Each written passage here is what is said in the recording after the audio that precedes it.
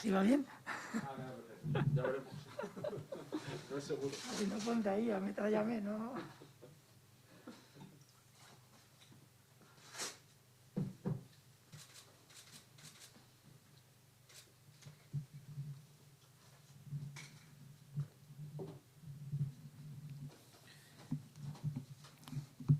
¿Empezamos?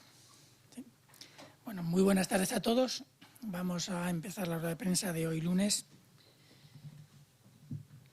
dando los datos de la epidemia de coronavirus en España. Pero antes de hablar de la situación actual, me gustaría hacer una reflexión. El jueves pasado, después de la rueda de prensa, cuando llegué por la noche a casa, vi en el telediario, no recuerdo qué telediario, de qué cadena, un trocito de la rueda de prensa que habíamos dado esa tarde la Secretaria de Estado de Sanidad y yo.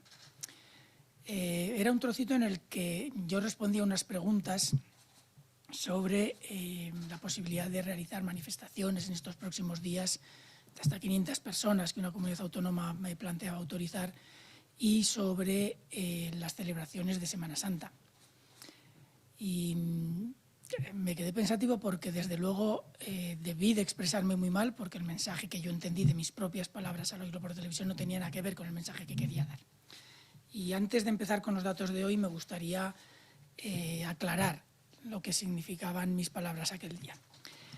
Miren, hace un año, aproximadamente por estas fechas, primeros de marzo, se notificaban los casos por fecha de notificación, no por fecha de diagnóstico, como estamos haciendo ahora. La fecha de diagnóstico es mucho más próxima a la fecha de infección y nos permite valorar mejor la situación cercana.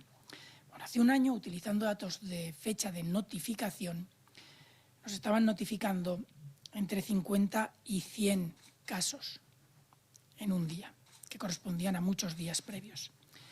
La incidencia acumulada hace un año era entre 0,5 en estos días, iba obviamente cambiando, entre 0,5 y 0,7 casos por 100.000 habitantes.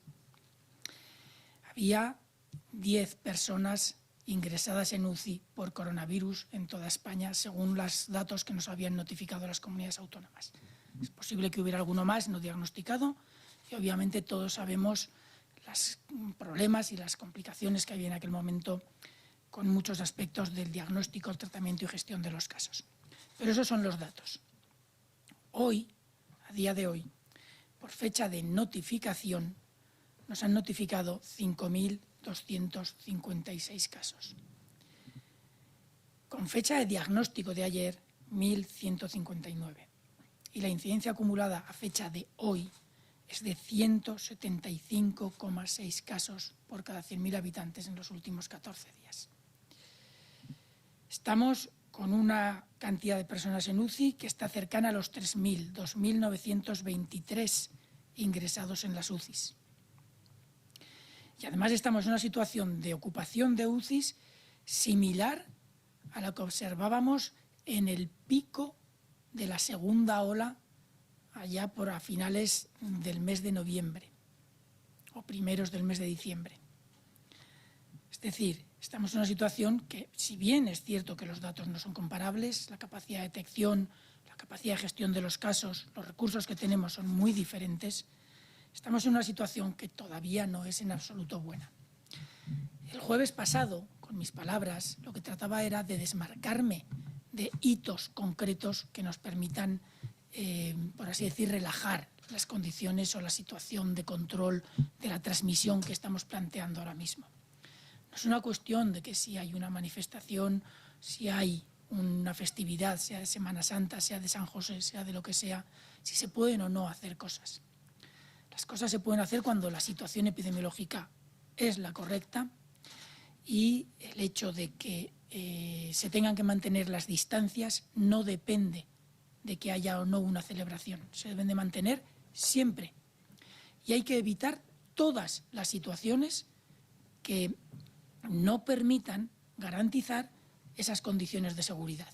Esa distancia de alrededor de 2 metros, ese uso de la mascarilla correcto, esa higiene tanto de manos personal como del lugar donde se están haciendo las celebraciones, y siempre que podamos evitar cualquier situación en la que no se puedan observar esas medidas de control de la transmisión, se deben evitar, independientemente de que sea una situación u otra. Y no sé si ahora me he expresado bien, pero ese era el sentido de mis palabras. Y obviamente no en todas las situaciones se pueden respetar igual las medidas de control. Y es lo que tenemos que tener claro. Da igual que nos permitan hacer una celebración o una manifestación. Da igual que se abra o no un bar u otro. Da igual que las terrazas se pueda ampliar o no el aforo. Las distancias de seguridad, las medidas de control y de precaución se deben mantener siempre hasta que consigamos acabar con este virus. Cada día vamos vacunando más gente, por lo tanto cada día se va reduciendo el tiempo que nos queda para acabar con él, pero todavía no estamos en esa situación. Y ese era el sentido de mis palabras el jueves pasado y quería aclararlo porque es cierto que no me suelo ver en la televisión, pero aquel día me vi y me llamó la atención lo mal que me había expresado. Lo siento. Los datos de hoy. Como acabo de decir, tenemos 175 casos por 100.000 habitantes en los últimos 14 días. Son cifras mucho mejor que los últimos días, pero es cierto que siguen siendo cifras muy altas. Entre las comunidades autónomas hay una variabilidad importante. Tenemos 3 comunidades que tienen menos de 100 casos por 100.000 habitantes, tenemos 10 que tienen menos 150, esas 3 primeras están aquí incluidas. Tenemos 14 ya que están por debajo de los 200 casos por 100.000, pero seguimos teniendo 5 comunidades que están por encima de los 200 casos por 100.000 y tenemos 3 comunidades que están por encima de 250 casos por 100.000. Es decir, la situación va mejorando en todas partes, pero todavía tenemos comunidades autónomas que tienen que hacer un esfuerzo por bajar algunas de sus incidencias. La situación preveemos que en los próximos días se va a mantener aproximadamente en la misma tendencia, quizás se vaya suavizando en los próximos días, pero sí que esperamos seguir observando descensos al menos en los próximos 4 o 5 días. No podemos asegurar que se vaya a mantener más adelante porque sí que es verdad que ese descenso tan agudo que hemos observado durante bastantes semanas está poquito a poco suavizándose. En cuanto a la ocupación de UCIs, como decía, estamos ahora mismo prácticamente en el nivel máximo que observamos en el pico de la segunda ola. Estamos con una ocupación de UCIs del 28%. 28%, es decir, casi 1 de cada 3 pacientes en las unidades de cuidados intensivos están ahí por culpa del coronavirus. 1 de cada 3. Son datos que todavía no son nada buenos. ¿Vamos mejorando? Desde luego que sí. Pero son datos que no son todavía suficientemente buenos como para plantear una relajación excesiva de las medidas de control. El nivel de hospitalización general es de 9,3 y como estamos observando en todos estos días, al igual que las UCIs, va bajando poquito a poco. Pero son descensos muy lentos y todavía necesitamos calmar y relajar mucho la presión sobre las UCIs para, ojalá no se dé la situación, poder responder a un nuevo incremento de casos. No estamos todavía ahí y todavía tenemos que conseguir que las UCIs rebajen mucho el nivel de presión que tienen ahora mismo. La positividad de las muestras sigue bajando también poquito a poco. Estamos ahora en una positividad del 6,6%, con ya al menos, me parece que son 8 comunidades por debajo del 5%, lo cual son datos muy interesantes, creo que he contado bien.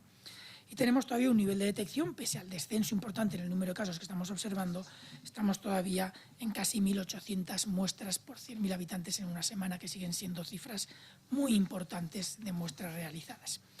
Además, como hemos dicho en muchas ocasiones, en España saben que la toma de muestras se hace muy dirigida a los lugares donde realmente se puede encontrar, no hacemos muestreos generalizados, salvo en situaciones muy concretas, en poblaciones que tienen muy baja probabilidad de infección o ninguna, y por lo tanto nuestro muestreo entendemos que nos da una muy buena representación de la realidad. Los fallecidos, también vamos observando ese descenso, es el último descenso que empezamos a observar, el de fallecidos, como podíamos esperar. También, en caso de que hubiera un incremento, será el último parámetro en el que observaremos ese incremento y esperemos que no se dé, pero ahora mismo estamos en una situación buena, descendiente, pero buena, de 665, buena.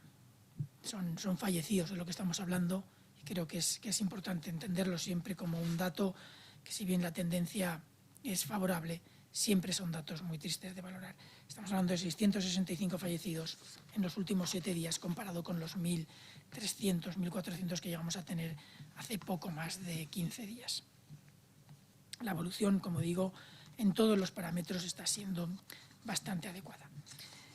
Al margen de eso, yo creo que no hay muchos más datos de interés. A nivel europeo, por dar un toque internacional, que últimamente estamos dando con poca frecuencia, a nivel europeo España sigue evolucionando bien. Hay varios países de la Unión Europea que están evolucionando con una velocidad descendente similar a la nuestra. Reino Unido tiene una evolución muy favorable y muy parecida a la nuestra, a partir de un punto más alto de incidencia, y ahora estamos en una situación parecida, y es ligeramente por encima de nosotros, pero partiendo de un punto mucho más alto. Estamos observando una evolución también bastante favorable en otros países como Portugal, por ejemplo, que ha tenido un descenso espectacular en las últimas semanas. Bélgica tuvo un descenso muy espectacular que se ha estabilizado en los últimos días con un nivel relativamente bajo, pero no tanto como el que estamos observando ahora mismo en España. Luego tenemos otros países como Francia e Italia que tuvieron una segunda ola importante y luego han estabilizado en un nivel medio de incidencia y se mantienen en esos niveles ya desde hace bastantes días, con pequeñas subidas, pequeñas bajadas. Y luego tenemos Alemania, que está observando un descenso muy, muy paulatino de casos de incidencia comparado con lo que se observó durante su segunda ola a finales de noviembre. Están ahora mismo en cifras no muy lejanas de la nuestra, algo por debajo, pero se mantienen en esas cifras desde hace mucho tiempo y no consiguen por ahora bajar. Hay algunos otros países, la República Checa, Eslovaquia, que están en incidencias relativamente altas, muy altas, de hecho, por encima de los 1.000 casos por 100.000 habitantes. Suecia está en alrededor de 500. Es decir, hay una variabilidad muy importante en los diferentes países de la Unión Europea ahora mismo en cuanto al número de casos que se detectan. Y a nivel global tenemos los países habituales que han marcado las grandes incidencias de la epidemia. Tenemos Estados Unidos, que pese a un descenso importante en la transmisión que se ha observado en Estados Unidos en las últimas semanas, sí que es cierto que ahora parece que vuelve a estabilizarse ligeramente con alrededor de 75.000 casos diarios. La India siempre se ha mantenido allí, últimamente con pocos casos comparativamente con los que estaban notificando previamente, son 16.000. Sabemos que la India, el sistema de notificación probablemente deja casos sin notificar. Y luego tenemos Brasil, que está de nuevo en cifras que van progresivamente incrementándose, está ya en 65.000 casos por 100.000 habitantes, manteniendo, digamos, una segunda ola muy larga ya y a niveles muy altos de notificación. Yo creo que sobre los datos lo podemos dejar ahí y podemos pasar a las preguntas. Sí, hola, buenas tardes. Atendiendo a la normativa vigente, los medios de comunicación que acuden esta tarde de forma presencial a la rueda de prensa son Datadista y Redacción Médica. También plantearán preguntas Europa Press, Radio Nacional de España y Televisión Española. Tiene la palabra Redacción Médica. Olaya. Hola, buenas tardes.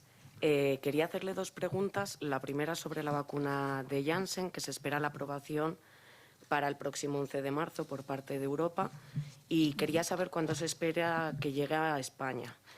Y la segunda de las preguntas es sobre el pasaporte COVID, porque España ha instado a la Comisión Europea que acelere el certificado de vacunación, pero usted hace unos días pidió prudencia y me gustaría saber cuál es su postura en estos momentos y si sigue pensando que este certificado puede traer problemas. Muchas gracias.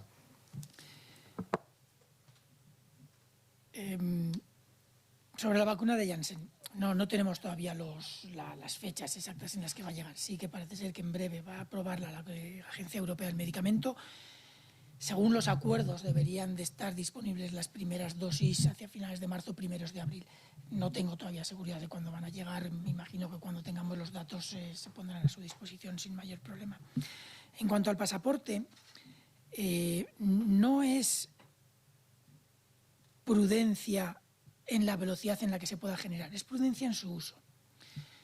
El pasaporte puede ser una herramienta magnífica para permitirnos controlar mejor la epidemia y para permitirnos controlar la transmisión entre países de la epidemia. Pero sobre todo es una herramienta muy buena para gestionar correctamente los casos, que es el objetivo con el que no tenemos absolutamente ninguna duda.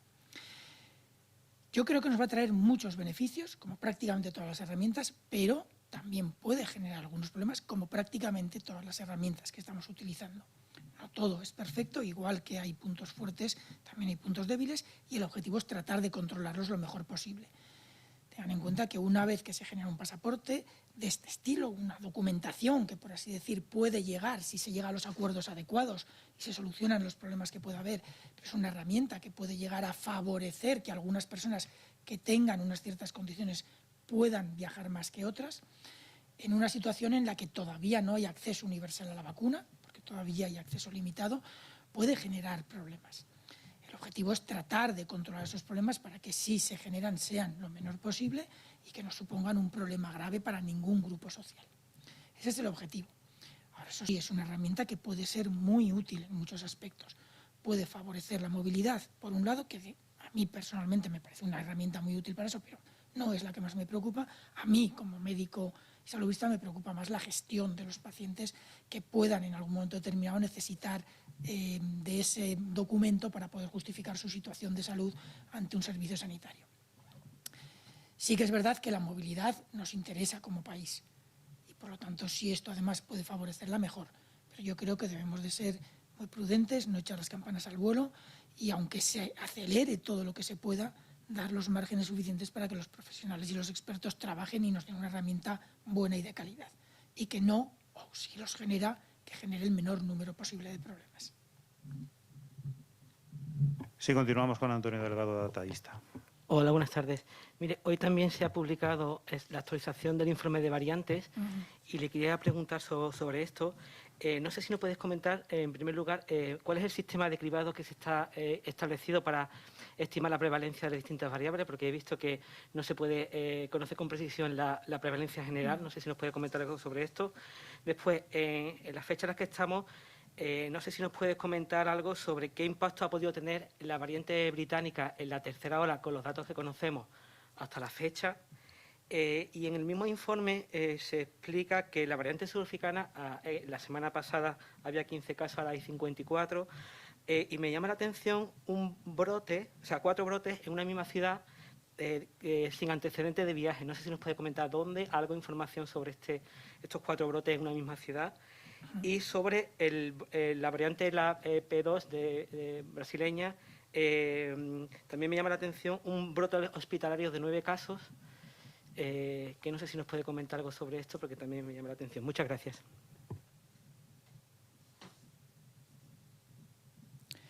Bueno, en cuanto a las variantes, el cribado y el sistema, hay no recuerdo ahora mismo todos los detalles que incluye el documento que he publicado en la página web del Ministerio, en el que se explica cómo se va o se pretende integrar la información genómica en los datos de vigilancia.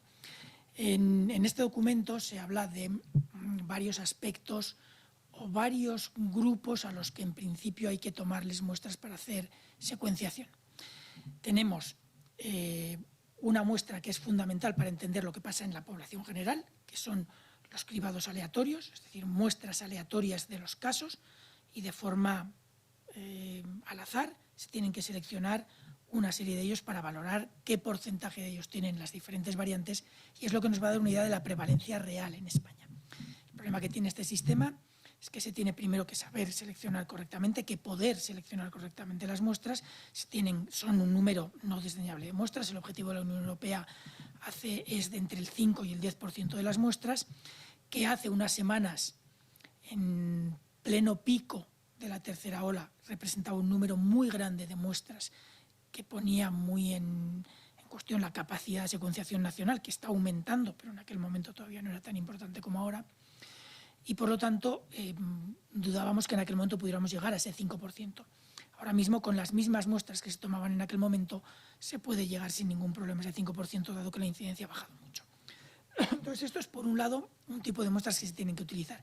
Si no tenemos ese muestreo aleatorio y confirmación de que es un muestreo aleatorio, con las características que se establecen en los documentos y en los aspectos técnicos que se discuten con los responsables de epidemiología y de microbiología, que tiene que reunir estas muestras, es difícil poder extrapolar los resultados de la secuenciación a la población general. Eso por un lado. Ahora mismo la información que tenemos disponible no corresponde toda en todas las comunidades autónomas a esos cribados aleatorios.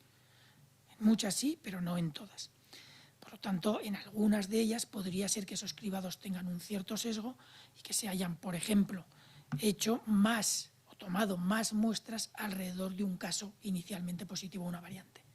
Si se toman más muestras alrededor de ese caso, a sus contactos, tenemos casi la seguridad que van a salir positivos y, por lo tanto, los porcentajes de positividad general de la población van a estar sesgados hacia arriba. Todo eso tenemos que tenerlo en cuenta y, por lo tanto, es difícil todavía dar una cifra nacional global. Sí que tenemos datos que nos permiten valorar que hay un rango importante entre las comunidades autónomas, las hay que están por encima del 60-65% y las hay que están todavía en alrededor del 4%, con datos de hace 1 o 2 semanas.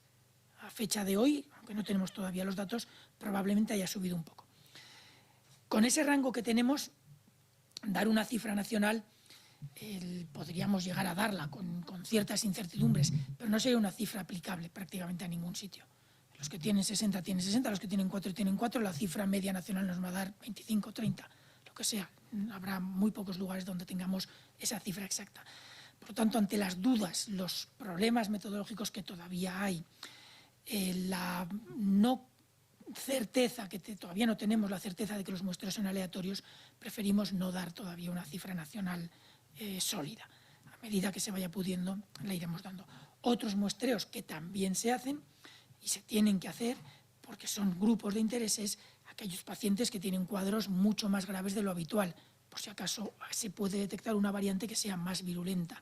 Las personas que se escapan a la inmunidad los casos en los que la infección se ha escapado a la inmunidad, ya sea porque esa persona había tenido la infección antes y debería ser inmune o porque ha sido vacunado y ha podido ser caso. Esos casos son casos de interés específicos que no entran en las cuentas de los muestreos aleatorios en la población. Hasta ahora algunos de esos casos también se han incluido en las muestras que hemos recibido y, por lo tanto, separarlos a veces no es fácil y nos generan esos problemas de entender bien lo que significan esos datos. Pero los datos que ponen en ese informe que se ha publicado hoy de prevalencias en las diferentes comunidades autónomas son probablemente los máximos. Podría ser incluso en algunas de ellas un poco menos, en alguna podría ser incluso más, pero con esta variabilidad preferiríamos no dar esos datos. En cuanto al impacto de la variante británica B117 en la tercera ola, nosotros empezamos a aumentar los casos a partir de justo después del puente de la Constitución, si no me equivoco fue a partir del 9, 10, 11, todavía demasiado pronto como para que el puente de la Constitución tuviera algo que ver con ese incremento. El incremento estaba relacionado con algunas cosas que sucedieron previamente. Y fue un incremento no muy rápido, pero muy estable, hasta que tuvimos las festividades navideñas, tanto Navidad y Nochebuena como Nochevieja y Año Nuevo. Y ahí se produjo un incremento radical de la transmisión. Hubo un incremento muy rápido durante un periodo breve de tiempo, luego se mantuvo un poquito, pero ya no subía tanto hacia arriba, y luego empezó rápidamente, muy rápidamente a bajar. Esa forma de transmisión, al margen de que todavía no teníamos una prevalencia de la variante como para que la justificara, podría justificar en algún sitio concreto, en alguna población o algún territorio relativamente pequeño, más o menos pequeño, pero desde luego no a nivel nacional y muy difícilmente a nivel de comunidades autónomas. Quizás en alguna comunidad pequeña concreta podría pasar. Tenemos, por ejemplo, el ejemplo de Ibiza, en concreto, donde se detectó mucha variante por aquellas fechas, pero en el resto de España no lo podía justificar. Por lo tanto, sí que ha podido tener algún impacto, no muy importante, sí que ha podido tener posteriormente algún impacto en algunas zonas donde la transmisión se haya controlado un poco más lento, podría ser, pero lo cierto es que con los datos que tenemos, la variante, aunque haya podido tener esos impactos en algún momento determinado, ha sido perfectamente controlada con las medidas de control que se han aplicado. Y de hecho estamos viendo que el descenso vertiginoso que estamos viviendo se aplica en todo el territorio. Y aunque ahora estamos viendo un suavizado, que podría ser que lo que queda de transmisión se debe a la variante, no lo sabemos, y podría a lo mejor ser un poco más difícil terminar de bajar, tendremos que verificarlo en los próximos días, las próximas semanas. Pero en principio, para el pico de la pandemia, para ese incremento veloz, ha podido tener algún efecto en algún punto concreto, pero no a nivel nacional, ni probablemente a nivel de comunidades mínimamente grandes. En cuanto a la variante sudafricana, es cierto que hemos detectado varios casos, ha habido varios casos agrupados en brotes.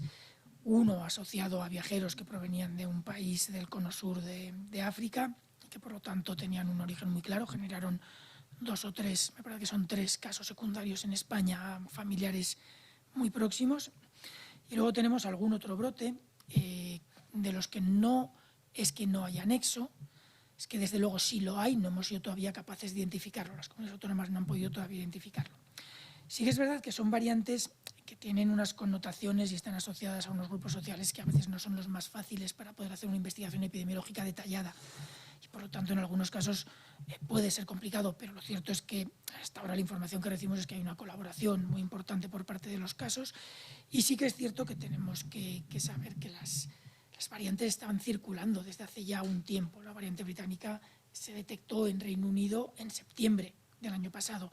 La variante sudafricana se detectó en Sudáfrica aproximadamente hacia septiembre-octubre del año pasado, cuando todavía ni siquiera había ni sospechas en Europa, ni en muchos casos una capacidad suficiente de detección, a no ser que tuviéramos un preaviso de qué muestras había que secuenciar. Por lo tanto, sí que puede ser que en algún momento hayan entrado algunas variantes, como por ejemplo de estas sudafricanas, de las que algunas de ellas son variantes que se han detectado retrospectivamente. Se hizo el análisis de las muestras, se secuenciaron, se puso la secuencia a disposición en las bibliotecas y posteriormente se vio que era variante sudafricana cuando se pudo definir algunos detalles de la misma. Por lo tanto, no es de extrañar que podamos encontrar incluso alguna más que se haya importado a lo mejor en enero o quizás incluso en diciembre podría haber sido. No es muy probable, pero podría pasar, y que se detecten ahora o se identifiquen ahora como variante sudafricana. Y en todas esas el nexo va a ser muy difícil de encontrarlo, porque ya son variantes, son casos ya pasados, no vamos a saber realmente en muchos casos, o no los vamos a encontrar, no los vamos a identificar, a no ser que sean personas que están muy bien seguidas por alguna otra razón. Va a ser difícil que encontremos para algunos de estos casos los nexos. En todo caso, las investigaciones siguen en marcha y cualquier información que nos pueda aclarar cómo han llegado esos casos aquí, desde luego se dará. Y sobre el brote hospitalario de P2, sí que ha habido un brote en un hospital, tuvimos datos de la variante P2, es otra variante brasileña, la que ahora mismo es de mayor interés es la P1, pero hay otra variante P2 que a priori todavía se está investigando si tiene algún impacto importante en salud pública o no, pero que desde luego la estamos siguiendo igual. Fue un brote hospitalario, en principio con un origen en casos importados de Brasil, que se transmitieron allí, y ahora mismo tenemos la información de que se están siguiendo los casos, están aislados, se ha hecho todo el estudio de contactos y no se han identificado más casos asociados a ese brote por el momento. Tenemos todavía que esperar un poquito. No tengo mucha más información ahora mismo que trasladar sobre ese brote. Pasamos ahora a las preguntas que nos han llegado por WhatsApp. En este caso la plantea Marina Espinosa, de Televisión Española. Viendo los problemas de suministro que estamos teniendo y la aparición de variantes más contagiosas y algo más resistentes a las vacunas por los datos que tenemos, ¿sería una opción a tener en cuenta la estrategia de Reino Unido, vacunar a más personas con una sola dosis? ¿Es una opción ahora a debate? Bueno, entiendo que cuando habla de problemas de suministros se refiere a problemas de suministros de las vacunas. Entiendo. Bueno, las vacunas son clave para controlar la pandemia de coronavirus y son clave para controlarla en todo el mundo. Si no la controlamos en todo el mundo, nos servirá temporalmente, pues se pueden generar otros problemas y pueden no solucionarse el problema si no tenemos claro que no vale con vacunarnos nosotros, hay que vacunar a todo el mundo. Dicho esto, es cierto que la Unión Europea tiene unos contratos establecidos con las empresas y que tiene garantizado el suministro de vacunas en unos plazos determinados. También es cierto que algunas de estas empresas han hecho algunas modificaciones en los plazos de entrega que estaban previstos, que desde luego no nos interesa nada como país para vacunar a nuestra población porque suponen algunos retrasos en la llegada de algunas dosis de vacunas. Esto desde luego no es bueno. Dicho eso, tenemos unos objetivos de vacunación a nivel de la Unión Europea. Ya saben, el 70% de la población vacunada en el verano y alrededor del 80% de los mayores de 80 años vacunado hacia finales de marzo, primeros de abril. Con las fechas, cuando se habla de este tipo de datos y de fechas límite para conseguir objetivos, hay que tener siempre un cierto margen de flexibilidad, entre otras cosas, por estas cosas.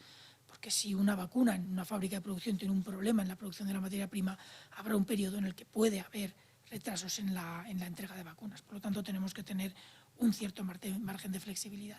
Pero en todo caso, lo cierto es que con las vacunas que se han recibido y las vacunas que se prevén recibir de aquí a final de marzo, primeros de abril, sí que tenemos la posibilidad de vacunar al 80% de nuestros mayores de 80 años. Incluso algunos de otros grupos de edad, como ya estamos haciendo, vacunando a menores de 55 años que requieren la vacuna y que utilizamos una vacuna que por ahora no estamos utilizando en mayores de 65 o de 55 debido a que no hay todavía evidencia suficiente de su eficacia en estos grupos. Por lo tanto, vamos a tener vacunas suficientes para conseguir el primer objetivo. Vamos a tener mucha más probabilidad de conseguir el segundo objetivo. A partir del segundo trimestre, es decir, a partir del 1 de abril, está previsto que el número de dosis de vacunas que se reciban sea muy superior.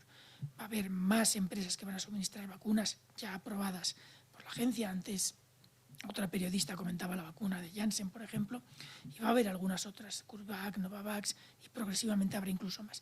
Es decir, los objetivos van a ser factibles.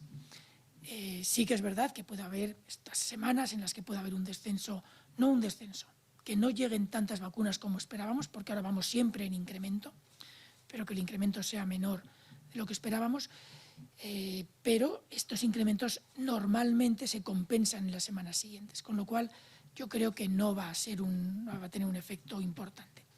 La opción de vacunar con una sola dosis, vamos a ver, ahora mismo se está proponiendo vacunar con una sola dosis a las personas que ya han recibido, que ya han tenido la enfermedad. Es una primera acción, ya se ha visto que sirve como una especie de refuerzo a la inmunidad generada por el organismo y que además se genera una respuesta inmunitaria muy importante recibiendo una sola dosis si ya se ha padecido la enfermedad previamente. Empezamos ya con esa posibilidad. La segunda posibilidad de vacunación con una dosis no es que sea con una dosis, pero sí que nos da un margen. La vacuna de AstraZeneca da un margen muy amplio de tiempo para poner la segunda dosis.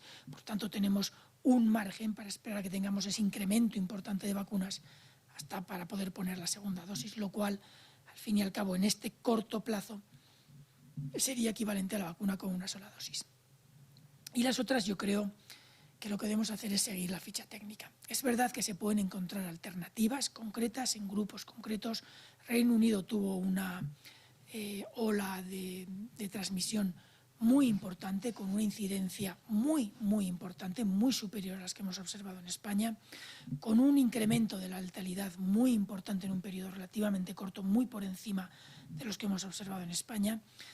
Y yo creo que tenían que buscar alguna forma de tratar de controlar ese problema mucho más grave que los que observábamos en España en aquel momento.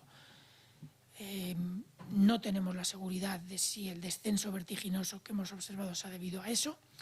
Sí que una parte de él, casi seguro que se debe a él. Sí que el control de la letalidad que están observando es casi seguro que se debe a la vacuna. Pero lo cierto es que nosotros hemos tenido una evolución muy semejante sin tener que recurrir a una estrategia de esa índole, entre otras cosas porque partíamos de un punto diferente, de un punto mucho menor.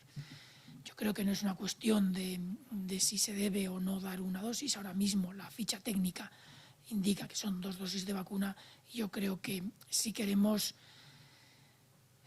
tener certeza de que estamos controlando la epidemia, siempre que podamos seguir la ficha técnica de la vacuna deberíamos de hacerlo. Es lo que nos garantiza el impacto adecuado a medio y largo plazo.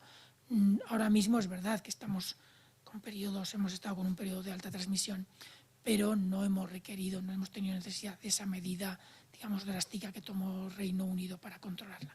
Por lo tanto, hemos tenido suerte en ese aspecto, no ha sido necesario, sigamos la ficha técnica, que es lo apropiado. Continuamos con preguntas que nos llegan de Europa Press. David Guirao plantea qué opinión le merecen las palabras de algunos famosos negacionistas, como Victoria Abril. Cree que sus declaraciones perjudican la lucha contra la pandemia. Y hay datos concretos sobre cuánto ha bajado la mortalidad o los contagios en residencias con ancianos ya vacunados.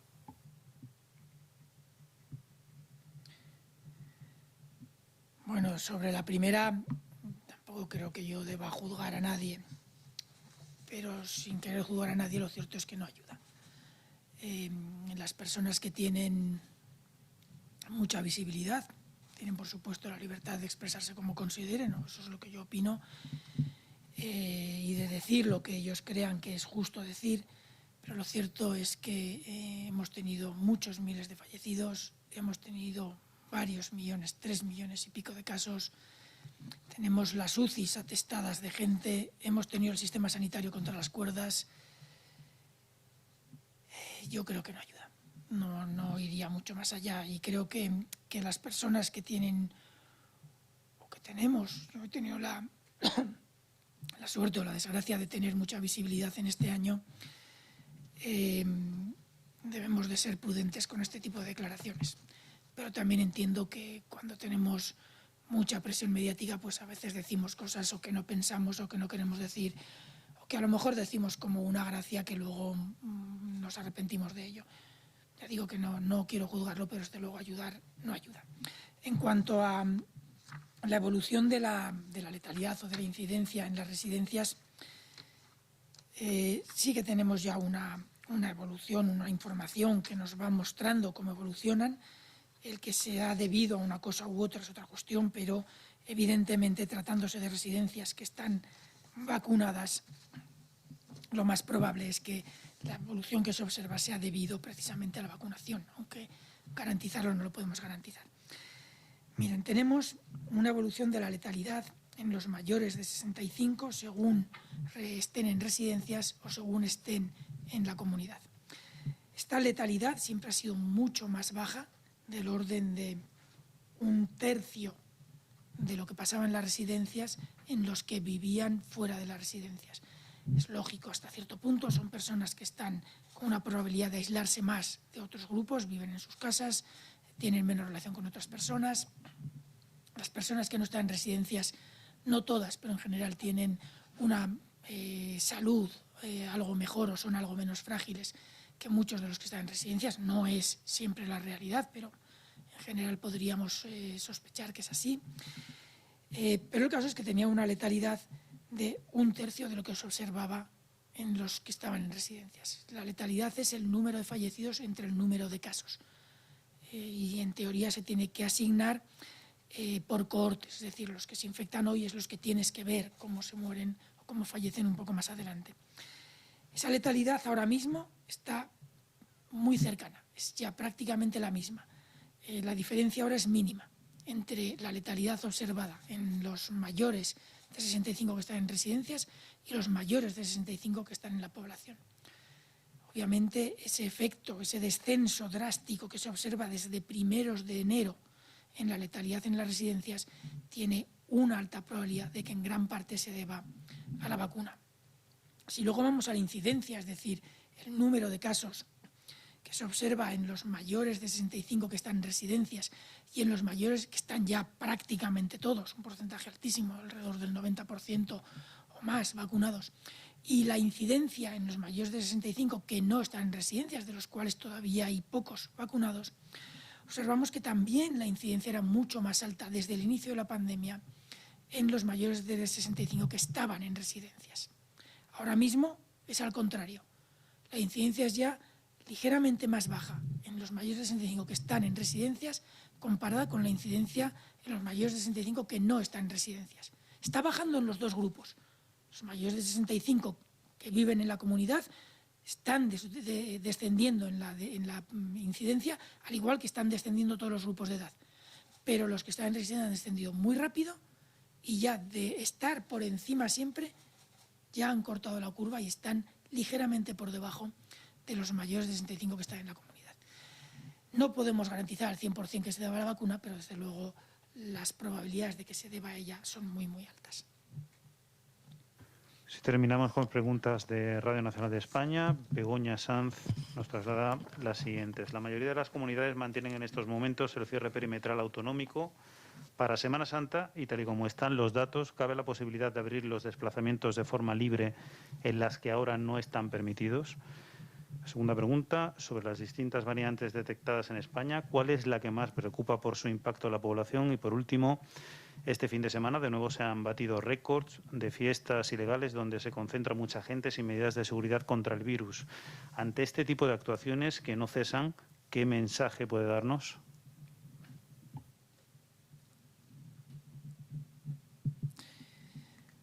Bueno, yo creo que sobre la primera pregunta sobre los cierres autonómicos, la Semana Santa, creo que lo he comentado al principio de la rueda de prensa.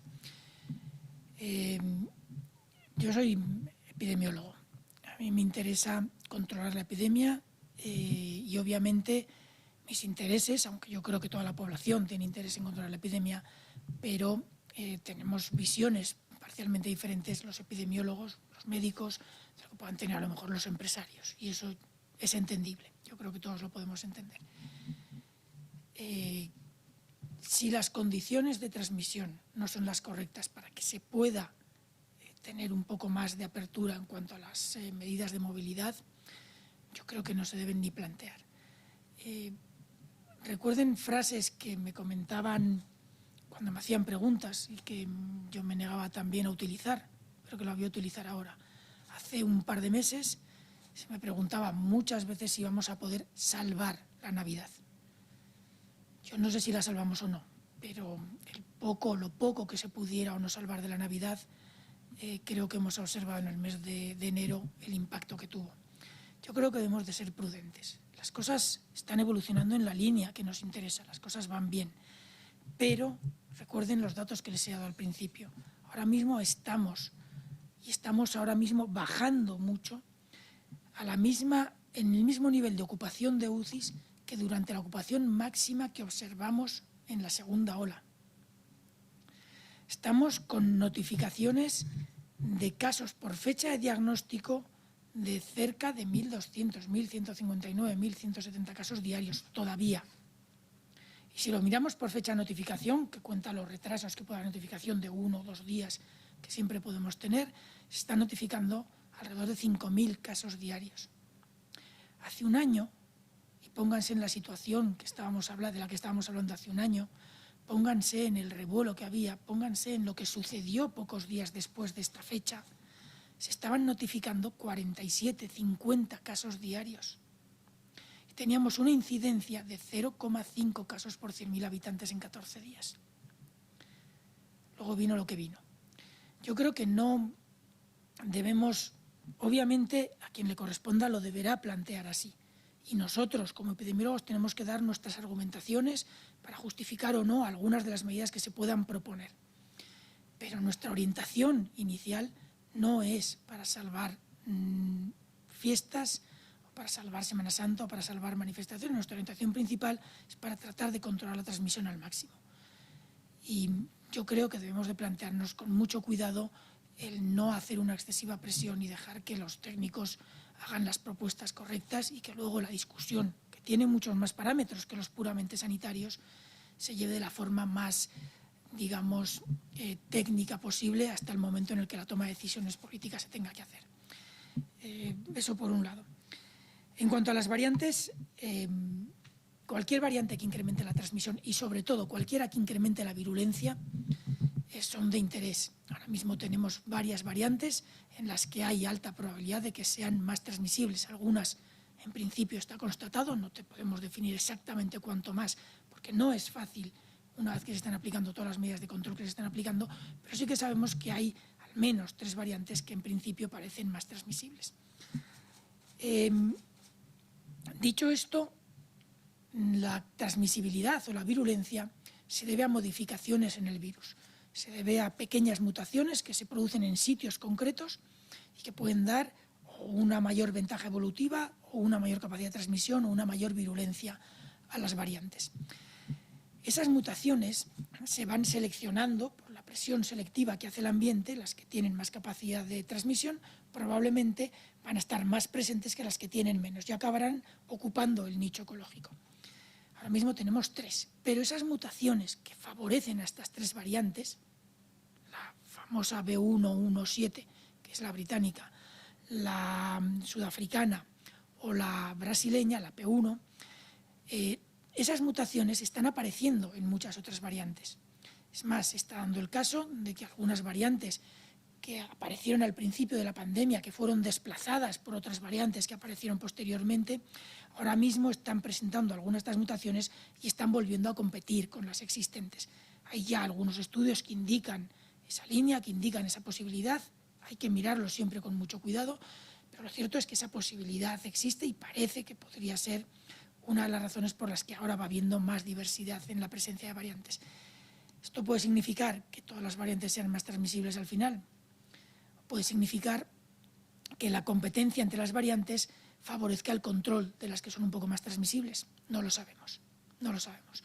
Todavía hay mucho que discutir. Sí que es muy probable que en unas semanas o en algún mes a lo mejor estemos más hablando de la presencia de una mutación en las variables circulantes que de variantes concretas que tienen esa y otras mutaciones. Tendremos que ver cómo evoluciona, pero los virólogos están trabajando muy intensamente para tratar de entender lo que significan todos estos cambios. Y por último, bueno, de nuevo me remito a lo que he comentado al principio de la rueda de prensa. Hay una serie de medidas que tenemos que mantener siempre y tratar de mantenerlas. La distancia hay que mantenerla, sobre todo con personas con las que no convivimos habitualmente. Tenemos que tener una garantía de higiene de manos y de los espacios adecuada. Y cuando no se pueda mantener alguna de estas o incluso pudiéndose mantener esas medidas, el uso de la mascarilla. Yo creo que con eso es suficiente y creo que no es necesario hablar mucho más de las fiestas.